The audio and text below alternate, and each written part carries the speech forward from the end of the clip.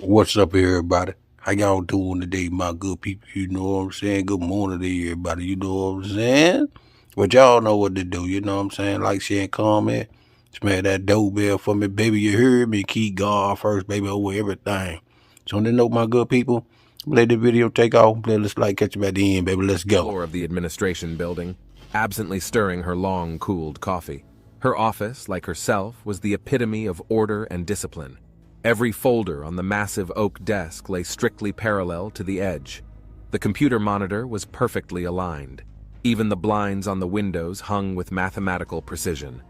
In her 25 years in the prison system, Merritt Caldwell had learned to value order above all else. Today's transport brought only one inmate, Fletcher Carmody, transferred from the Nevada State Penitentiary. His file had been on the warden's desk for a week. 34 years old, college-educated, convicted of grand fraud, 15 years. Impeccable behavior, worked in the prison library. Merritt fixed her impeccably steady rhythm on the concrete floor. The guards stood at attention as she passed by onto the reception area. Her heels beat a steady rhythm on the concrete floor. The guards stood at attention as she passed by. She was respected and feared, in that order. Carmody appeared to be a tall, well-built man with regular features and an attentive look in his brown eyes. His hands were cuffed, but he held himself with a kind of quiet dignity. "Welcome to River Creek, Mr. Carmody." Merritt's voice sounded smooth and cold. "I'm the warden, Mrs. Caldwell. We have strict rules, and we expect them to be strictly enforced." "Yes, ma'am," he replied. His voice appeared pleasant, with a slight hoarseness. "You will be working in our library. It's a privilege easily lost. Any infraction and you'll go to the general block." Carmody nodded slightly. A faint smile slid across his face, as if he was amused by his superior's sternness. The library was the pride of River Creek. 15,000 volumes, a computer catalog, a spacious reading room. It was where classes were held for inmates who wanted an education. Merritt personally saw to the paperwork and handed the new inmate over to Warden Dakota Ramsey, a young woman with a military bearing and a keen eye. Back in her office, Merritt looked over Carmody's file one more time. Something about it alarmed her. Perhaps it was that faint smile, or a too direct gaze. Prison was no place to be cocky. That was the first thing you learned behind bars. The day went on as usual. Staff meeting, reports, rounds of the grounds. River Creek lived by its own rules. There was a hierarchy here, both among the prisoners and the staff. Merritt knew all the unwritten rules and knew how to use them to keep order. Toward evening, she saw Carmody again in the library. He was methodically arranging the books, making notes in a journal. His movements were precise and sure, as if he'd been doing it all his life. "How are you settling in?" she asked, stopping at a shelving unit. "The cataloging system is a little different from what I'm used to, but I'll figure it out," he replied without taking a break from his work. "You have a fine collection of classic literature." Merritt hummed. Usually prisoners didn't notice such details on the first day. "I hope you live up to the recommendation," she said dryly, and headed for the exit. "I certainly will, Mrs. Caldwell," he said after her. His voice had that slight sneer in it again. Already in her office, Merritt caught herself rereading his file again. Something was definitely wrong with this Fletcher Carmody, something she couldn't quite put her finger on yet. And Merritt Caldwell didn't like mysteries in her prison. Outside the window, dusk was thickening. River Creek was preparing for lights out. Somewhere in the back of the prison building, a siren sounded, calling the inmates to their cells. Another day was coming to an end. Another inmate had joined the well-oiled system. Merritt didn't know that this day would be the beginning of a story that would change her life forever. A month passed. Fletcher Carmody quickly put the library in order. The catalog was updated with pedantic precision. Books were returned to the shelves on checkout day, and the reading room was always immaculately clean. Library more and more often on the pretext of checking in. She noticed how skillfully Carmody dealt with the other prisoners, never raised his voice, but his requests were obeyed without question. That evening she stayed in the library longer than usual. Carmody was arranging books in the far corner when she stopped at the shelf of classic literature. "You've reorganized the classics section," she remarked, running her finger along the spines. "Yes, by chronology of works," he echoed, stepping closer. It's easier to trace the development of literary movements that way. Interesting approach. Merritt picked up a tattered volume from the shelf. Jane Austen. I haven't reread it in a while. Pride and Prejudice? He sounded genuinely interested. Or Emma. Reason, she paused. Are you well acquainted with her work? Studied English literature at university, he shrugged. Austen was the subject of my thesis. Her understanding of human nature is remarkably accurate. They talked for nearly an hour. Carmody proved to be a great conversationalist, erudite, with a sharp mind and an unexpected sense of humor. He talked about literature with a passion that surprised Merritt. From that evening on, their conversations became regular. They discussed Dickens and Thackeray, argued about modern prose, and shared their impressions of poetry. Merritt caught herself looking forward to these conversations. You don't look like a financial swindler, she once said. What should a financial fraudster look like? He smiled.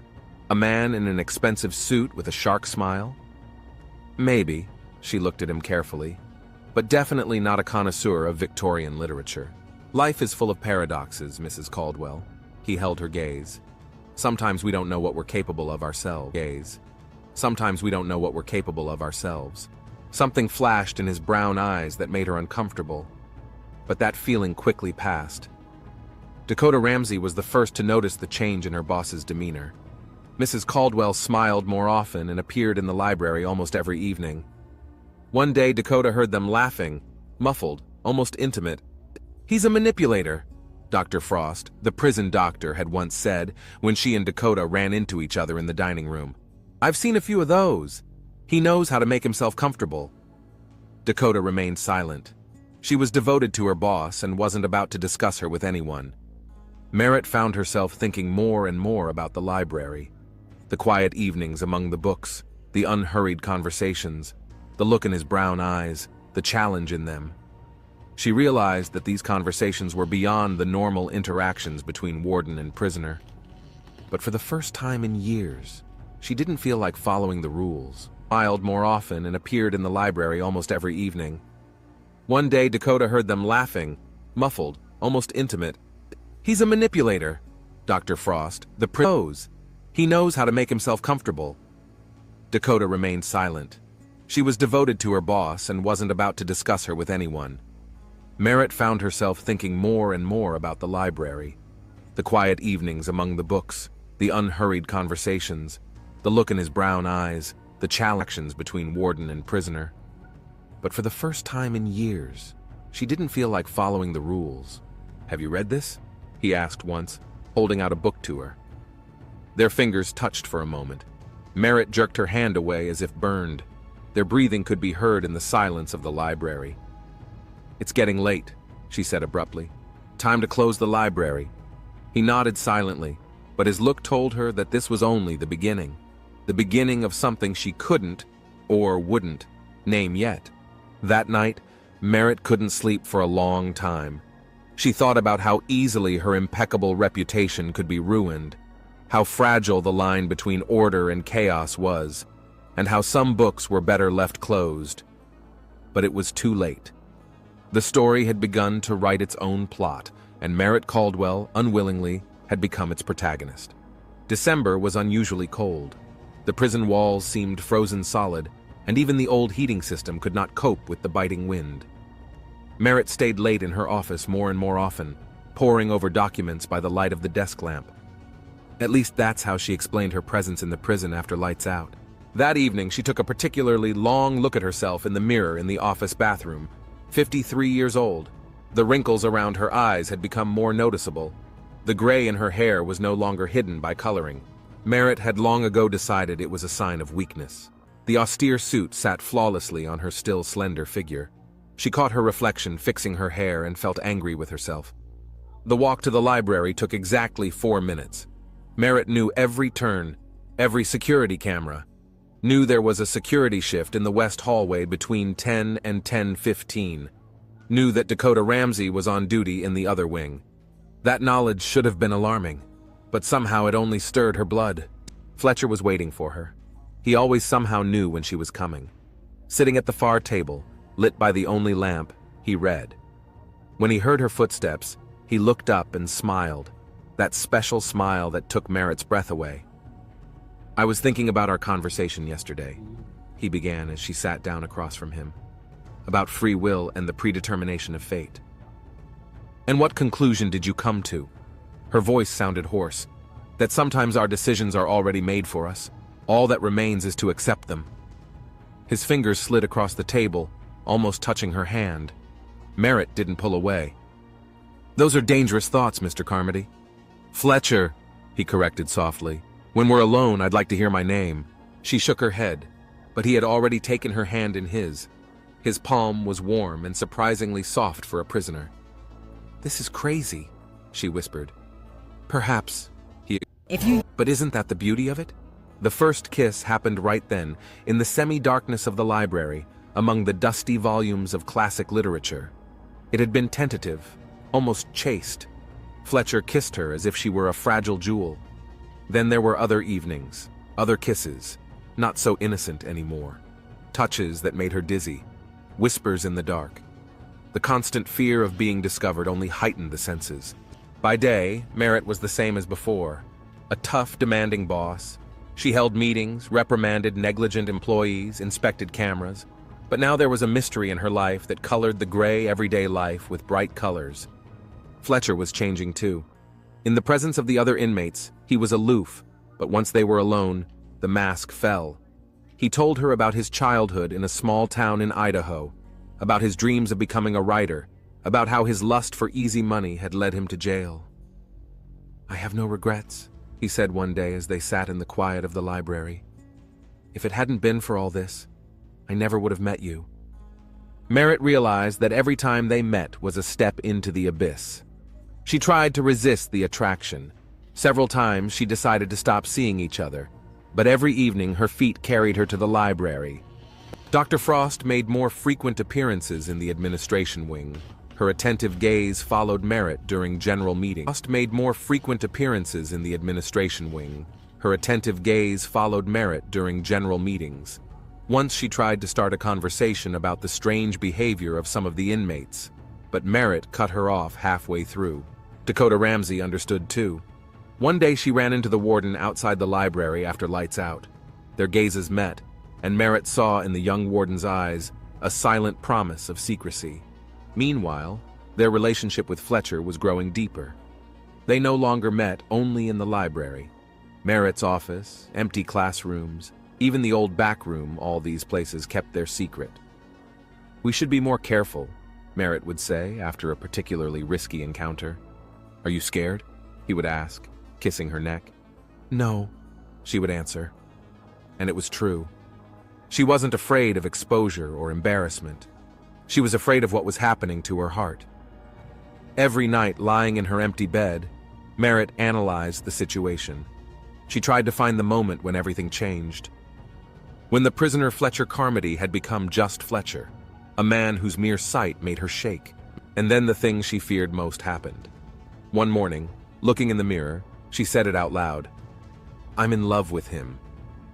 That confession should have frightened her, sobered her. But instead of fear came a strange relief. It was as if she had finally stopped fighting the current and let the river carry her. That evening she came to the library earlier than usual. It was as if Fletcher sensed the change in her. He didn't say anything, just put his arms around her, pulled her close. And there was more in that embrace than in all the words in the world. Snow was falling outside the library window. Somewhere in the depths of the prison, the heating pipes were humming.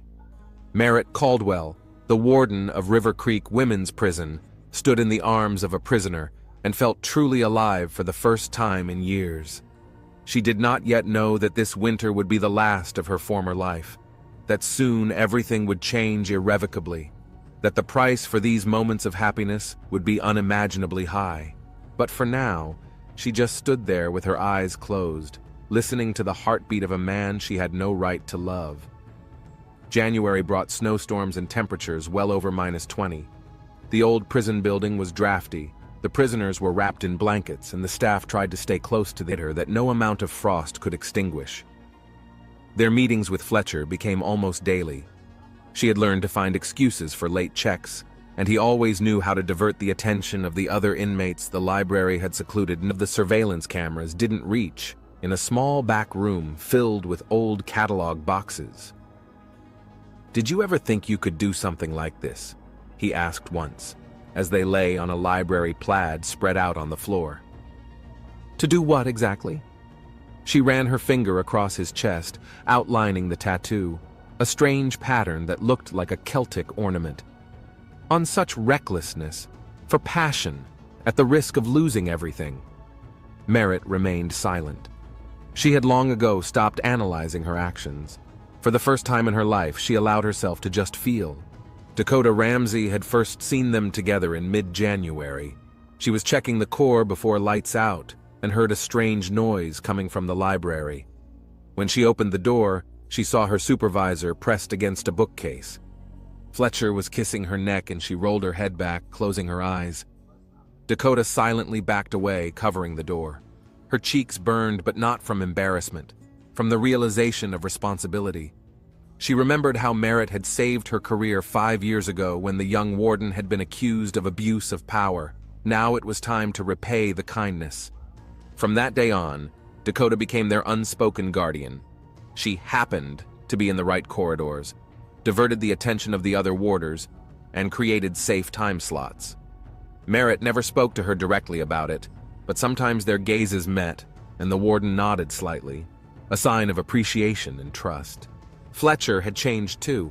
There was a special softness in his movements when he looked at Merritt.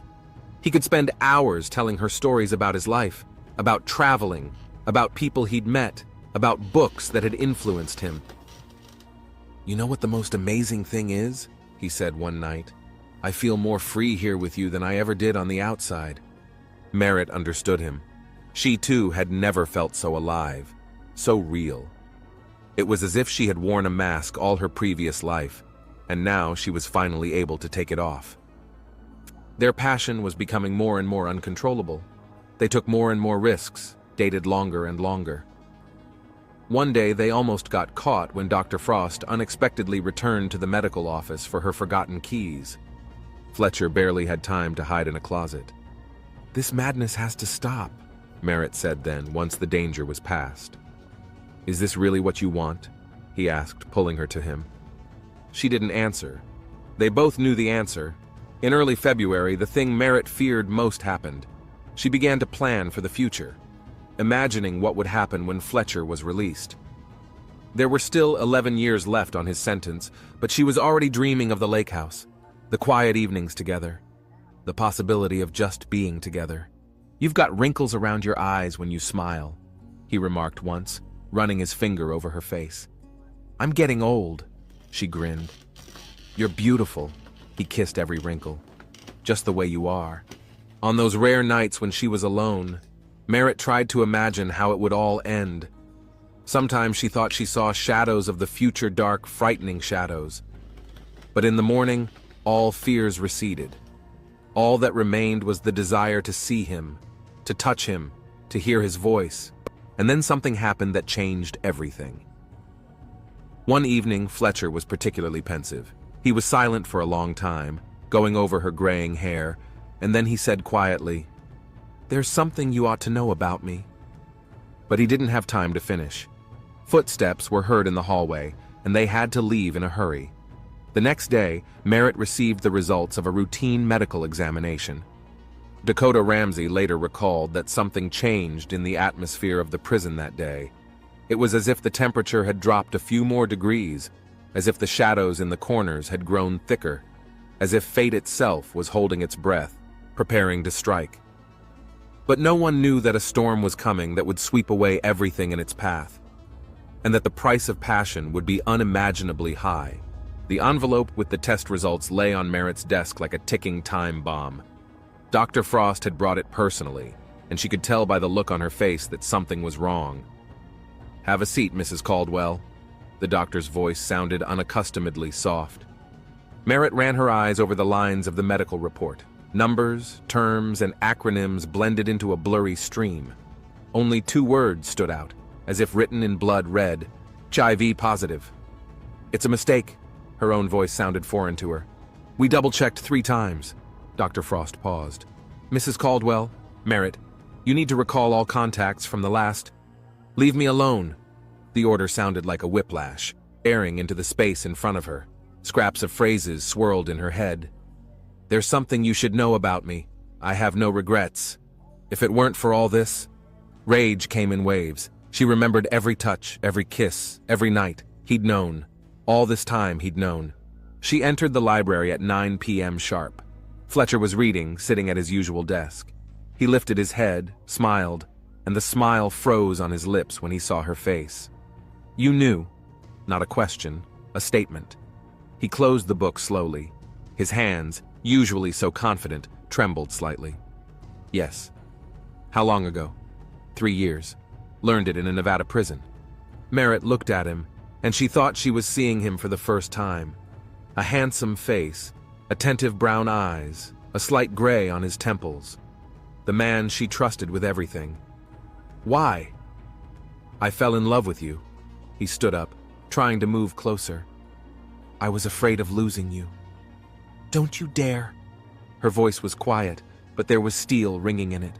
Don't you dare speak of love. Merritt. You used me. All this talk of books, all these stories, every word, every touch was poison, she said in a near whisper. You poisoned me, Fletcher, in every way. He tried to say something, but she held up a hand. For the first time in my life, I let myself... Her voice trailed off. Merritt turned around and walked toward the exit. At the very door, she stopped without turning around. Tomorrow, you'll be transferred to the high-security unit. I hope you'll be comfortable there. Merritt, please. She closed the door, cutting off his words. The hallway was dark and cold.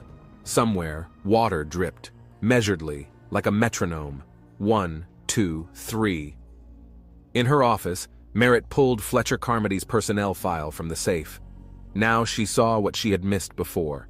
The hints in the characterizations, the odd gaps in the medical records, the transfer from Nevada for health reasons. Her hands didn't shake when she signed the transfer order. Her handwriting was as smooth as ever, only the letters seemed sharper, as if each was a small knife. Dakota Ramsey, when she received the order the next morning, didn't ask a single question. Something in her superior's face stopped all possible words. That night, Merritt did not sleep. She sat in her office, looking out the window at the snow-covered prison yard. Somewhere out there, in a cell, sat the man she loved. The man who had killed her, slowly, calculatingly, with a smile on his lips. In the desk drawer lay a gun, a service weapon she almost never used. Merritt pulled it out, weighed it in her hand. Revenge was a dish served cold. She knew that better than most, and she had a plan. The high-security unit smelled of fear and chlorine. Fletcher knew what awaited him. Over 15 years in various prisons, he'd learned to read the signs. The 2 guards who led him down the humming corridor did not hide their smirks. Their crude jokes echoed off the walls. The new cell was half the size of the old one. A narrow bunk covered with gray, laundered linens. A toilet without a lid. A sink with peeling enamel. And a grate, thick metal bars that divided the world into before and after. Welcome to hell, pretty boy, one of the escorts grinned as he slammed the door shut. This block held the most dangerous criminals. Murderers, rapists, prison gang leaders. Fletcher could hear their voices, hoarse shouts, laughter, Butcher Harris, convicted of a triple murder. To the right sat Marcus Wayne, who had beaten 2 guards to death in an Atlanta jail. Hey, librarian! Someone shouted. How do you like our suite? Fletcher was silent. He thought of Merritt, the way she had stood in the library, straight and motionless like a statue. About the way her voice had trembled when she'd spoken of love. About the fact that he really loved her. Perhaps for the first time in his life, he truly loved a woman. The walk in the yard was at 2 o'clock in the afternoon. The maximum security prisoners went into a separate pen, fenced in with a double row of barbed wire. 2 o'clock in the afternoon. The maximum security prisoners went into a separate pen, fenced in with a double row of barbed wire. Fletcher felt the stares, heavy, assessing, hostile. Heard you fuck the boss. Roy Harris appeared like a shadow. Massive, with a scarred face. Nice job, huh? None of your business, Fletcher replied calmly. The blow came in the solar plexus, quick, professional. Fletcher bent in half, gulping frosty air with his mouth. "Mine now." Harris leaned in close to his ear. "Everything that happens here is my business." The guards pretended not to notice anything. Fletcher realized this was just the beginning. News of his affair with the warden had already spread throughout the prison. For men like Harris, it was a gift of fate, an opportunity to put the upstart in his place. In the evening, lying on the hard bunk, Fletcher listened to the sounds of the cell block. Somewhere a prisoner was screaming, like a nightmare. The guard's keys jingled, water dripped from a faulty faucet. He thought of the library, the smell of old books, the silence of the reading room, the warm evenings with Merritt. It all seemed like another life now. Marcus Wayne's voice came through the wall. "You know what they're going to do to you, don't you?" Fletcher knew. There was no room in the prison hierarchy for those who slept with their superiors, especially if it ends in scandal. The next day during lunch, someone accidentally pushed his tray. Hot soup spilled out onto his robe. His soap disappeared in the shower room. Minor bullying, harbingers of greater misfortune. Dakota Ramsey occasionally walked past his cell. Her face was impenetrable, but once she lingered a second longer than usual. "She really loved you." It sounded like a judgment. By the end of the week, Fletcher noticed that the guards were passing his cell less frequently. At certain hours, the corridor seemed to die out. He knew it meant he was in for a surprise. Friday night, he wrote a letter to Merritt. He wrote 3 pages in small handwriting, trying to explain the inexplicable. He told her about his diagnosis, about his fear of loneliness, about how it was impossible to resist her strength and vulnerability, about how every word of love was true. He gave the letter to the young guard, slipping him a stashed pack of cigarettes. He promised to pass it on, but Fletcher knew Merritt would never read it. At lunch on Sunday, he caught Harris's eye. He nodded faintly to someone behind Fletcher's back and smiled slowly. Anticipative action could have tried to negotiate, but something inside him felt petrified. Perhaps it was redemption, maybe it was just fatigue. That night he stared into the darkness of the cell for a long time. Somewhere at the other end of the prison, in his office, sat the woman he loved, who had betrayed him, who now wanted him dead. "Forgive me," he whispered into the darkness, but the darkness did not answer. The morning of February 15th was unusually clear. Merritt Caldwell arrived at the prison earlier than usual. She checked the mail, signed documents, and held a brief meeting with the staff. No one noticed that her right hand occasionally touched the desk drawer where the gun lay. Dakota Ramsey came on shift at 7 in the morning. As she passed Fletcher Carmody's cell, she noticed that he was awake, sitting on his bunk, staring at one point. He had a strange expression on his face, a mixture of doom and determination. At 10 o'clock, Dr. Frost made her rounds. As she entered the high-security cell block, she heard Roy Harris talking softly to his cellmates. Scraps of phrases made her shiver. She wanted to warn her superiors, but then changed her mind. After all, it was none of her business. By lunchtime, the prison was unusually quiet. The prisoners were talking in whispers. The guards were tense. It was as if everyone sensed trouble was coming. At 2 o'clock, Fletcher asked to go to the infirmary, saying he had a bad headache. On the way, he turned down a side corridor. The guard who accompanied him, accidentally, lagged behind for a few minutes. The library was empty. Fletcher walked slowly between the shelves, touching the spines of the books. Everything was still the same here. The smell of paper, the silence, the muted light from the tall windows. Only now it seemed like the setting for a play that was coming to an end. Received a note. "He is in the library." The handwriting was unfamiliar. She folded the paper 4 times and burned it with a lighter. Dakota Ramsey watched a group of prisoners led by Harris move down the hallway. They walked at a leisurely, confident pace, as if they knew exactly where they were going and why. She turned away and began to check her papers. At 3:30, there was a scream in the library. A short, terrible one, as if a man was trying to say something and couldn't. Then there was silence. Merritt sat in her office, slowly going through the papers. Her hands were calm, her breathing even. Only the whitened knuckles gave away her inner tension. At 4 o'clock, a young guard found the body. Fletcher Carmody lay between the shelves among the scattered books. His face was unrecognizably disfigured. Multiple stab wounds darkened his chest. Dr. Frost, examining the body, noted a strange detail. A book was clutched in the dead man's hand. Jane Austen's Reason, a tattered hardcover. Dakota Ramsey watched Harris and his men return to their cell block. Their hands were clean, their robes neatly buttoned. Only their eyes glittered with feverish excitement. At 5 o'clock, the detectives arrived at the prison. Merritt met them in her office. Collected, professional, with a perfectly even voice. She answered questions clearly and matter-of-factly. No one noticed how she covered her eyes for a moment when the detectives mentioned the crime scene. No one saw her lips quiver as they described the condition of the body. Only Dakota Ramsey, standing in the corner of the office, noticed that the supervisor never once said the name of the murdered man.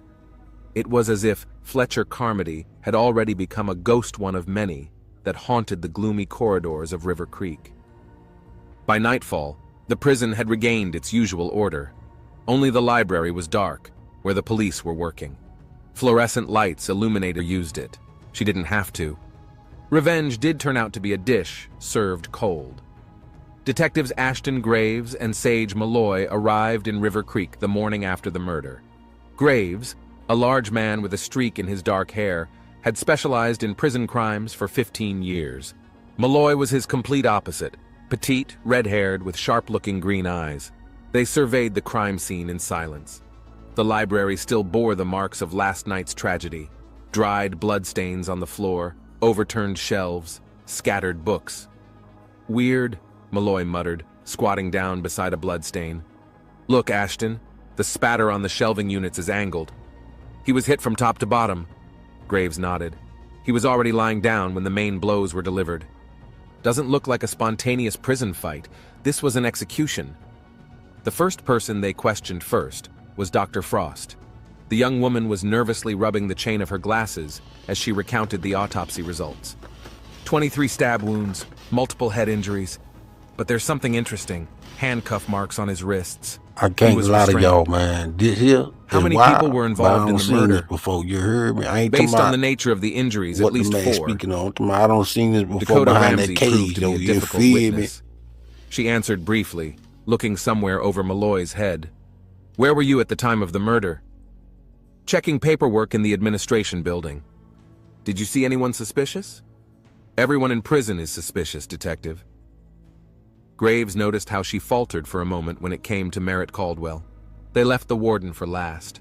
She received them in her office, impeccably dressed, calm, with a perfectly straight back. "Mr. Carmody used to work in the library?" "Yes. He was transferred there after he arrived." "Why was he transferred to a high-security unit a week before his death?" "Regime violation." Her voice didn't waver. Malloy watched her carefully.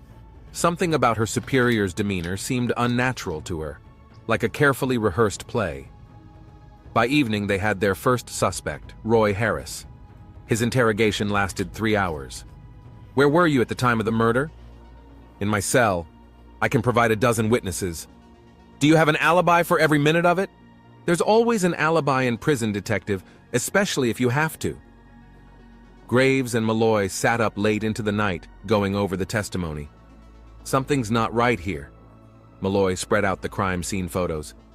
"Look, the book in the victim's hand, The Reasoning of Reason. Why that one? Random, maybe? There are no accidents in prison." She rubbed her tired eyes, especially in murders like this. They didn't realize they were being watched. Merritt stood at the window of her office, watching the detectives walk to the car. Her reflection in the glass seemed ghostly. On the desk was an envelope with the results of her latest HIV test. She didn't bother to open it. Some things were better left unknown. Footsteps sounded outside the door as Dakota Ramsey brought in the evening report. Merritt squared her shoulders and turned toward the door. The game was just beginning.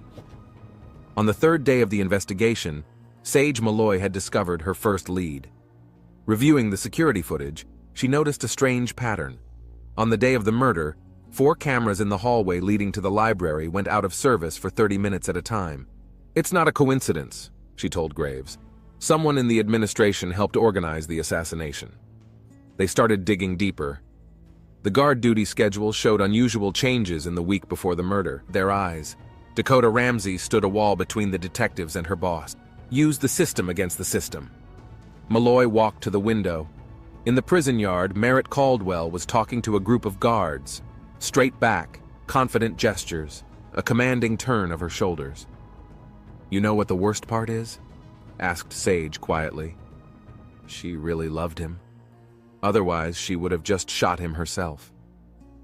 They checked phone records, reviewed emails, interviewed the staff. Nothing, not a single piece of direct evidence, just circumstantial evidence and conjecture. Roy Harris smiled at the last interrogation. "Sometimes bad things happen to bad people, Detective, especially in prison."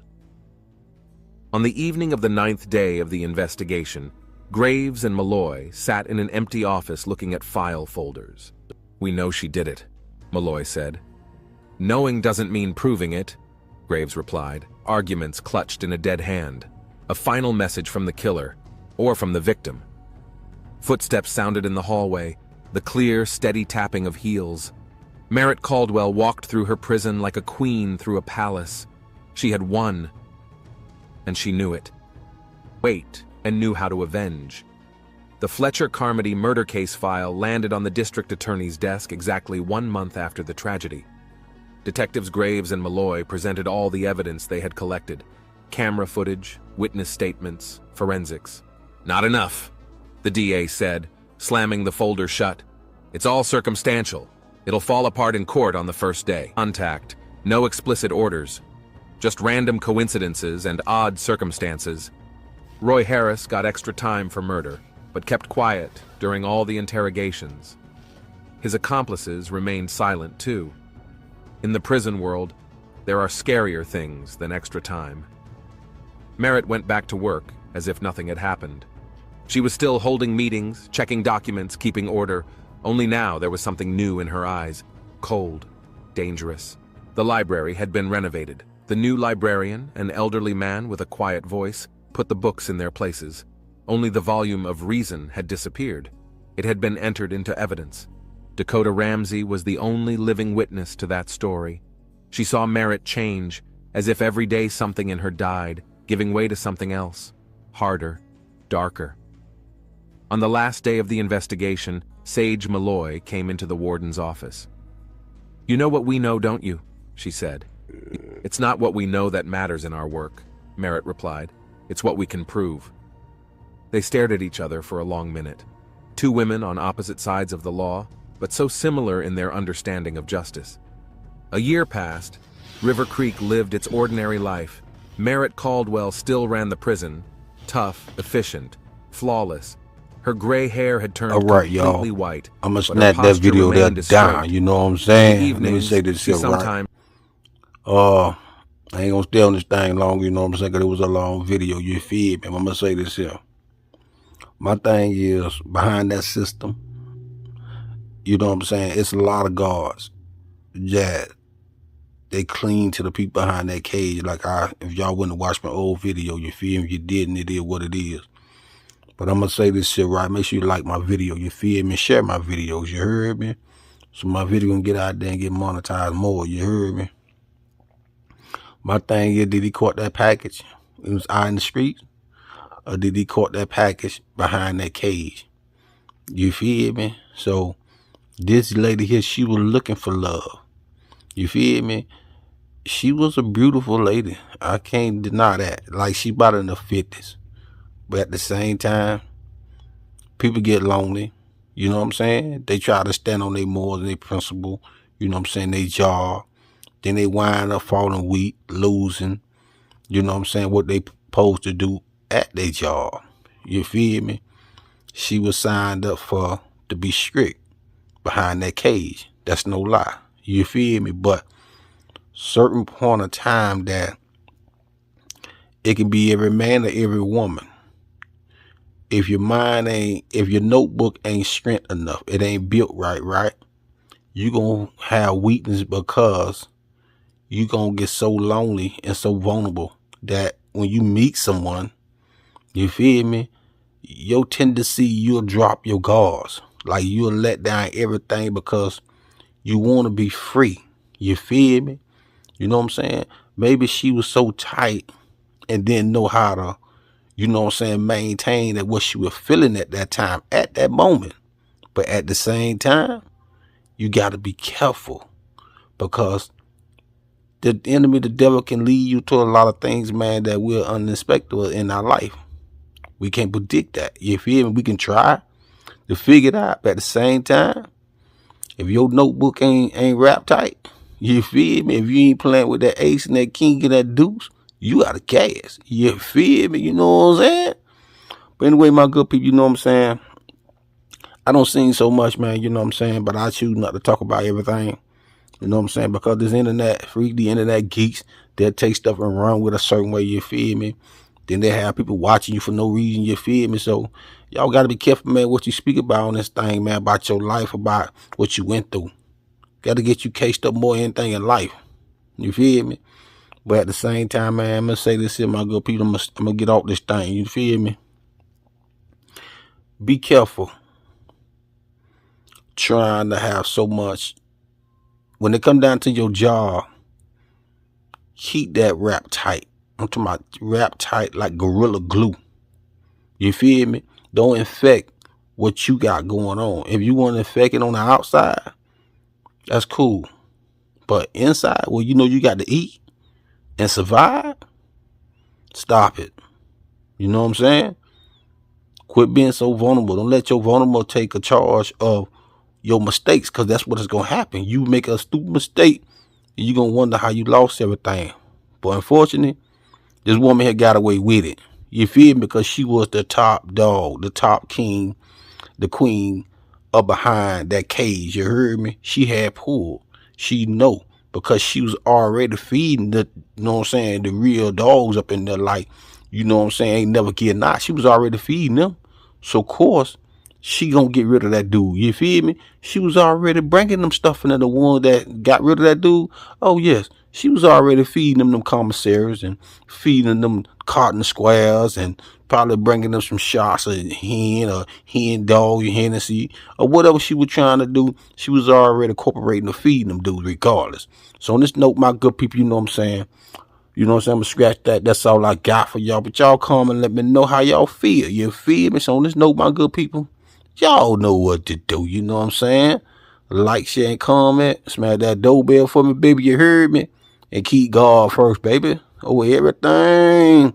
So on this note, my good people, we gone.